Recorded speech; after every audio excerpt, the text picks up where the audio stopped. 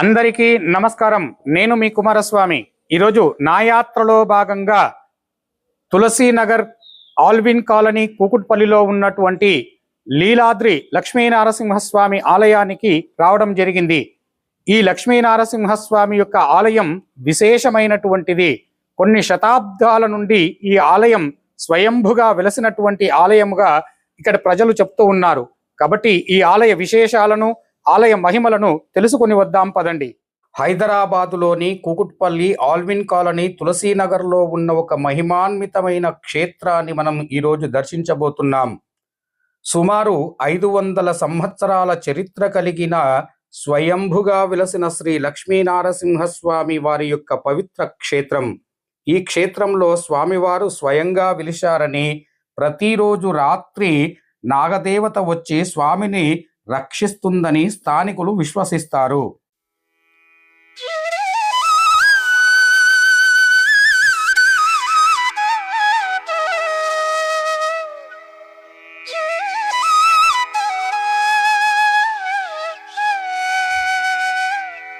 ఈరోజు మనం ఈ ఆలయంలో ఉన్న ఆశ్చర్యకరమైన విషయాలు ఏమిటి, ఈ క్షేత్ర చరిత్ర ఏమిటి, ఇక్కడ దర్శనం చేస్తే కలిగే ఫలితాలు ఏమిటి, అన్ని విషయాలను ఈ వీడియోలో తెలుసుకుందాం.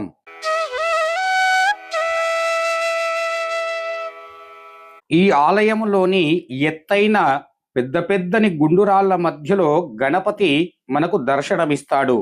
ముందుగా ఏ ఆలయానికి పోయినా గణపతి దర్శనం మనకు ప్రధానంగా జరుగుతూ ఉంది.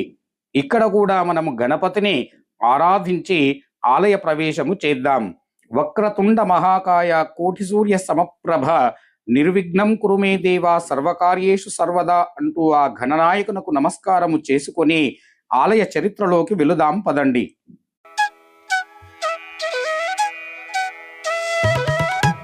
ఈ క్షేత్రం దాదాపు 500 సంవత్సరాల క్రితం ఏర్పడినట్లు చెబుతారు.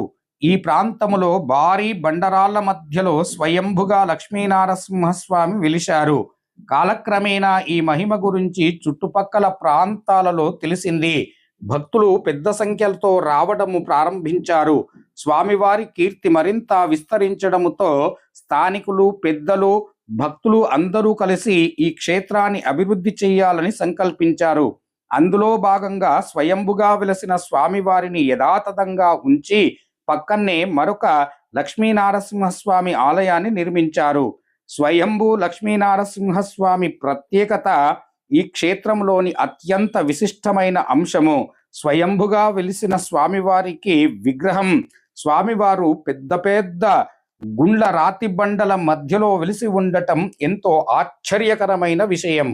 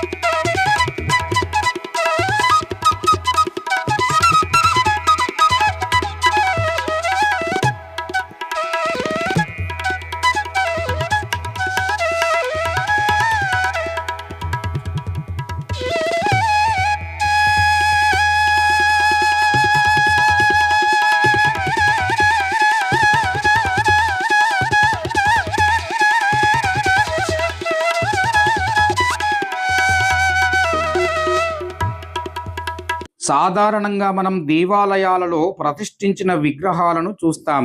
కానీ ఇక్కడ స్వామివారు స్వయంభుగా ప్రత్యక్షమయ్యారని భక్తులు విశ్వసిస్తారు. అందువలన ఈ క్షేత్రానికి మరింత పవిత్రత, మహిమ ఏర్పడింది. ఈ క్షేత్రానికి సంబంధించిన మరో విషయం ఏమిటి అంటే నాగదేవత. స్వయంభుగా వెలసినటువంటి స్వామివారికి క్షేత్రపాలకుడిగా నాగదేవత ఉంటుందని ఇక్కడ అర్చకులు చెబుతున్నారు.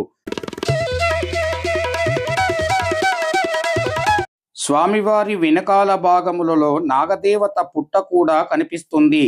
స్థానికుల నమ్మక ప్రకారంగా ప్రతిరోజు రాత్రి సమయంలో నాగదేవత వచ్చి స్వామివారిని పరిసరాలలో పరిరక్షిస్తుందని చెబుతారు.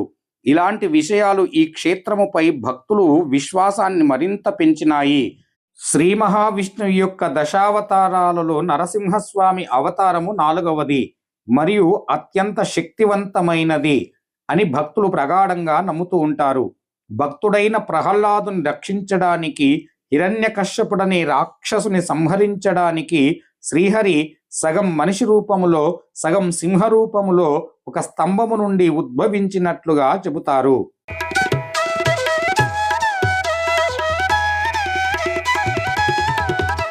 రాక్షసరాజైన హిరణ్యకశ్యపుడు బ్రహ్మదేవుని నుండి అత్యంత శక్తివంతమైన వరాన్ని పొందాడు. మనిషి, జంతువు, ఆయుధము, హస్త్రము, పగలు, రాత్రి, ఇల్లు లేదా బయట, భూమి మీద లేదా ఆకాశంలో ఇలా ఏ విధంగానూ తనకు మరణము లేకుండా వరాన్ని సాధించాడు. ఆ వరగర్వము చేత విష్ణుమూర్తిని ద్వేషించడం మొదలుపెట్టాడు.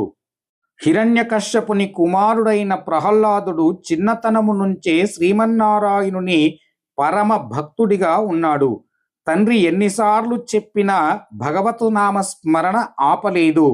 ఒకరోజు ఆగ్రహం వచ్చిన హిరణ్యకశ్యపుడు, నీ దేవుడు ఎక్కడున్నాడు అని ప్రహ్లాదుని అడుగుతూ సభలో ఒక స్తంభాన్ని గట్టిగా కొట్టాడు. అప్పుడు భక్తుని రక్షణార్థమై బ్రహ్మ ఇచ్చిన వరమునకు భంగం వాటిల్లకుండా ఆ స్తంభము నుంచి ఉగ్ర నరసింహస్వామి ఆవిర్భవించారు.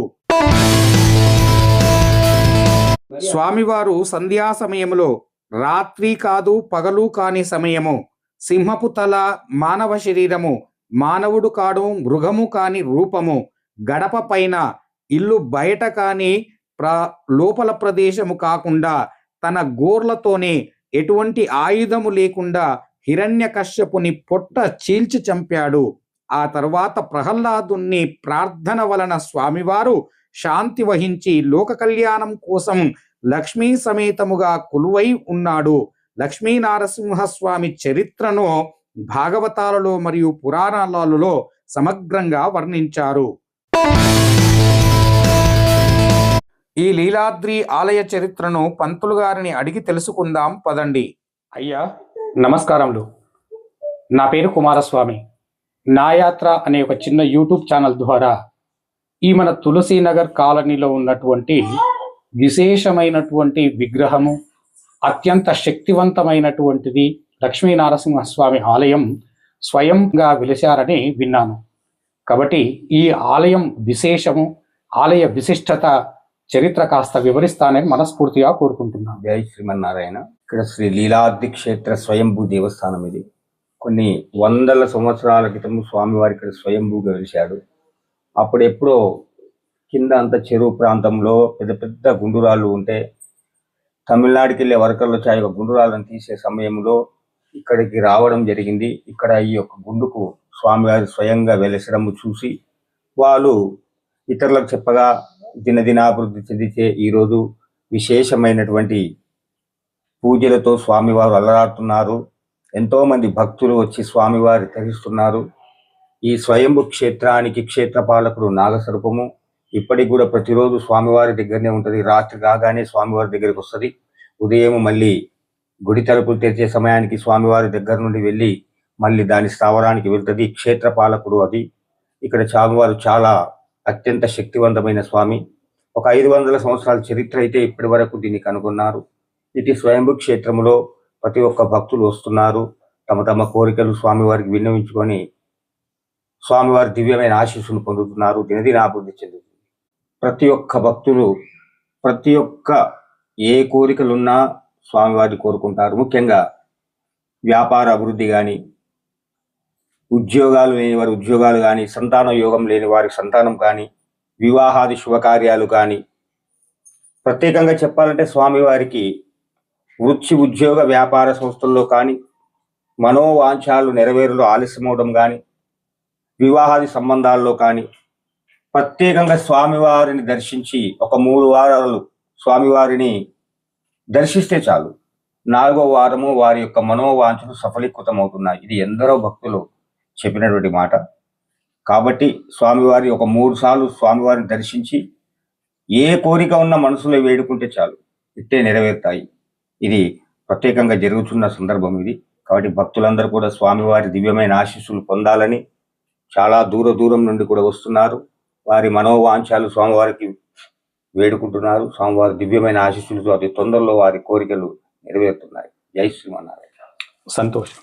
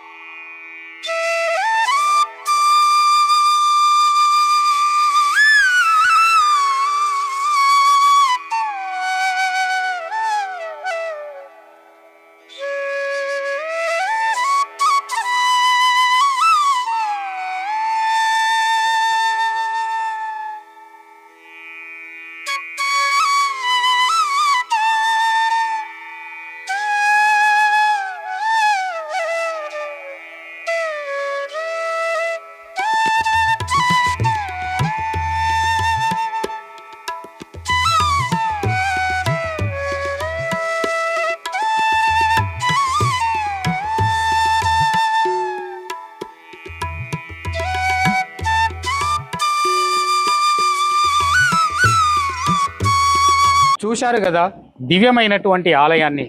లక్ష్మీనరసింహస్వామి ఆలయం విశేషమైనటువంటి చరిత్ర ఉన్నది. స్వయంగా వెలిసినటువంటి ఆలయం పంతులు గారి మాటలోనే విన్నాం. కాబట్టి ఈ ఆలయానికి వీలున్నవారు ఒక్కసారైనా ఈ ఆలయాన్ని దర్శించి సకల శుభములను పొందండి. నా యొక్క వీడియో నచ్చినట్లయితే ఒక లైక్ చేయండి, షేర్ చేయండి, సబ్స్క్రైబ్ చేసుకోండి. ఇలాంటి వీడియోలు మీకోసమై ఇంకా ఎన్నో తీసుకొని వస్తాను. నా యాత్ర వీక్షకులకు సకల శుభాలు జరగాలని మనస్ఫూర్తిగా కోరుకుంటూ జై శ్రీరామ్, జై జై శ్రీరామ్.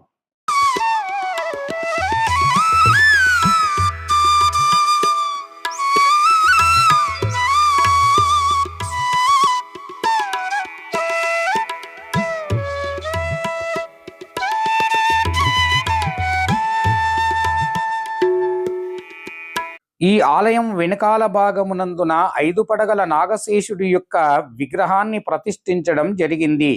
అత్యంత పవిత్రమైన, శక్తివంతమైన దివ్య సర్పముగా పూజింపబడుతాడు. కాలసర్ప దోషములు ఉన్నటువంటి వారు, వివాహాది సమస్యలు ఉన్నటువంటి వారు ఈ సర్ప పూజను ఆచరించడం వలన వారి కష్టాలు తొలగుతాయని నమ్ముతూ ఉంటారు భక్తులు. సృష్టి స్థితికారకుడైనటువంటి మహావిష్ణువు ఆదిశేషుడు ప్రధాన ఆసనంగా పరివారంగా వ్యవహరిస్తాడు. 5 పడగల ఆదిశేషుడు మహావిష్ణువు యొక్క పాలసముద్రము పైన శేషకల్పము యోగనిద్రలో ఉన్నప్పుడు 5 పడగలు ఆయనకు గొడుగుల నీడనిస్తుందని, కాపాడుతుందని చెబుతారు. పురాణాల ప్రకారంగా అనంతశేషుడు ఆయన 5 పడగలపై సమస్త భూగోళాన్ని మోపాడని వర్ణిస్తారు. 5 పడగల ప్రకృతిని, పంచభూతాలను, భూమి, నీరు, నిప్పు, గాలి, ఆకాశం ప్రతీకగా భావిస్తారు. శివయ్య మెడలో ఆభరణంగా ఉండే వాసుకి నాగుడికి సోదరుడిగా పరమశివుడు మరియు విష్ణుమూర్తి మధ్య అనుబంధంగా నాగశేషుడు ఉంటాడు. నాగుల చవితి రోజున, నాగుల పంచమి రోజున పర్వదినాలలో శేషనాగునకు పూజించి వారి సకల కాలసర్ప దోషములను తొలగించుకుంటూ ఉంటారు. కుటుంబ శాంతి, సౌఖ్యము, అదేవిధంగా మనశ్శాంతి కోసం ఈ యొక్క స్వామిని కొలుస్తూ ఉంటారు భక్తులు. ఈ ఆలయమునందున వెనకాల పెద్దని పుట్ట కూడా ఉన్నది.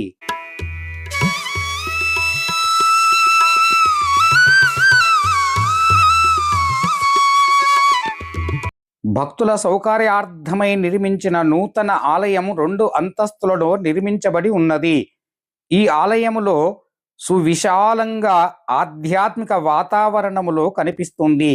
ఆలయంలోకి అడుగు పెట్టగానే భక్తిభావాలను మనసుకు అర్పిస్తున్నాయి. పై అంతస్తులో ఉన్న దేవతామూర్తులలో ప్రధానంగా లక్ష్మీ నరసింహస్వామి కొలువై ఉన్నారు. స్వామివారి కుడివైపున హయగ్రీవ స్వామి దర్శనమిస్తాడు. హయగ్రీవుడు జ్ఞానానికి, విద్యకు ప్రతీకగా విద్యార్థులకు పోటీ పరీక్షలకు సిద్ధమవుతున్న వారు హయగ్రీవ స్వామినికి ప్రత్యేకంగా ఆరాధిస్తారు. స్వామివారి ఎడమ వైపున వరాహమూర్తి దర్శనమిస్తాడు. వరాహస్వామి భూదేవిని రక్షించిన విష్ణుమూర్తి అవతారాలలో ప్రసిద్ధి చెందారు. ఈ 3 దివ్య రూపాలు ఒకే చోట దర్శనం ఇవ్వడం ఎంతో విశేషం. ఈ ఆలయమునకు జయ విజయులు రక్షకులుగా, నరసింహస్వామికి ద్వారపాలకులుగా జయ విజయులు ఉన్నారు. వైకుంఠ ద్వారంగా ప్రసిద్ధి చెందిన వీరి స్వామివారి సేవలో నిత్యము ఉంటారని పురాణాలు చెబుతాయి. ఈ ఆలయాన్ని ఈ మధ్య కాలంలోనే ప్రతిష్ఠించినట్లుగా చెబుతున్నారు. ఆలయం నూతనంగా రంగరంగ వైభవోపేతంగా కనిపించే అలంకరణల చేత ఆలయము చుట్టు ప్రాకారమునందున శ్రీ మహావిష్ణువు యొక్క దశావతారాలను, అదే విధములుగా గోపురం ఎంతో చక్కగా దర్శనమిస్తుంది. ఇప్పుడు ఈ ఆలయానికి అభివృద్ధి పనులు కొనసాగింపుతూ ఉన్నారు. ఆలయ ప్రతిష్ఠ జరిగి నెల రోజులు కూడా కాలేదు. ఆలయం ఎంతో అందంగా కనిపిస్తుంది. पंडित जी, जी ये मंदिर का बात को कुछ बता सकते हैं आप? जी पहले तो जय श्रीमन नारायण और लक्ष्मी नरसिम्हा स्वामी की जय। ये मंदिर की स्थापना हुई 25 जून। यहाँ पे भगवान की स्थापना हुई। वहाँ पे शंभु स्वामी पहले से हैं उस पहाड़ में। फिर यहाँ पे ये न्यू टेम्पल बना। फिर यहाँ पे लक्ष्मी नरसिम्हा स्वामी की प्रतिष्ठा हुई और नीचे भी भगवान है, लेकिन ऊपर लक्ष्मी नरसिम्हा स्वामी जी हैं और वहाँ पे भी स्वामी जी हैं। ये नई है मंदिर। यहाँ पे हम लोग पुजारी हैं, मतलब स्वामी के नीचे। और यहाँ भी मंदिर का उद्घाटन हुआ। यहाँ पे कई पंडित थे जब तक, मतलब एक ब्रह्म उत्सव के रूप में कार्यक्रम चला 1 मंथ मंदिर का। पूरी प्रतिष्ठा हुई। पूरी प्रतिष्ठा कंप्लीट हुई 26 जून को, तब जाकर मतलब। और कई पंडितों ने इस प्रतिष्ठा में अपना बहुत महत्वपूर्ण अहम दिया और योगदान दिया उन्होंने इस प्रतिष्ठा को सफल बनाने के लिए। जय श्रीमन नारायण। जय नरसिम्हा।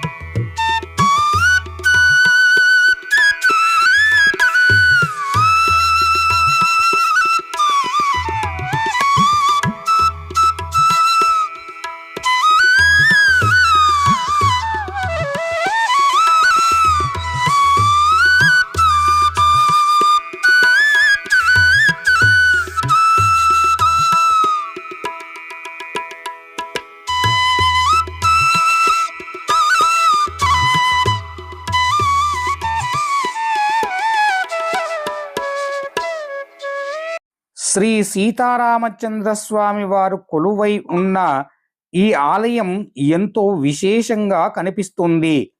సీతమ్మ తల్లి, శ్రీరామచంద్రుడు, లక్ష్మణస్వామి దర్శనముతో భక్తులు ఎంతో ఆనందాన్ని కలుగుతుంది. రామనామ స్మరణ, ధర్మబద్ధమైన జీవితము, కుటుంబ సౌఖ్యం కోసం భక్తులు ఇక్కడికి వచ్చి ప్రత్యేక పూజలు చేస్తారు. ఈ స్వామివారిని దర్శించుకుంటే చాలు మనసు ప్రశాంతత కలుగుతుంది.